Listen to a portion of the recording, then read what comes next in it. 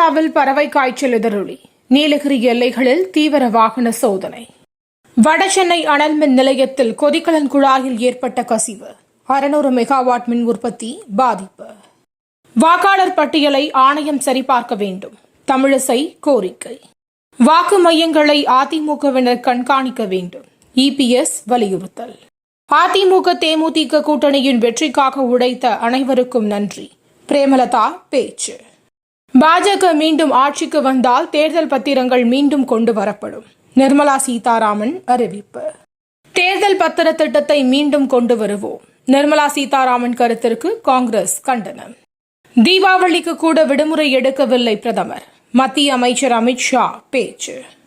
கேரளாவிற்காக பாராளுமன்றத்தில் ஒரு வார்த்தையாவது உச்சரித்தார்களா? காங்கிரஸ் கூட்டணியை விளாசிய பினராயி விஜயன். 22 பேரின் லாபத்திற்காக ஜிஎஸ்டியை பிரதமர் கொண்டு வந்துள்ளார். ராகுல் காந்தி குற்றச்சாட்டு. என் வாழ்வின் ஒவ்வொரு நொடியும் உங்களுக்காகவும் இந்நாட்டுக்காகவும் மட்டுமே. கர்நாடகாவில் பிரதமர் மோடி பரப்புரை. ஒடிசாவில் ஆற்றில் கவிழ்ந்த படகு. 7 பேர் உயிரிழப்பு. நெல்லை குமரி மாவட்டங்களில் இன்று மழைக்கு வாய்ப்பு. வானிலை மையம் தகவல். T20 உலகக்கோப்பை இந்திய அணிக்கு நான் 100% தயார். தினேஷ் கார்த்திக் உறுதி. இன்றைய IPL போட்டியில் கொல்கத்தா பெங்களூரு அணிகள் மோதல். மற்றொரு ஆட்டத்தில் பஞ்சாப் குஜராத் அணிகள் பல பரீட்சை.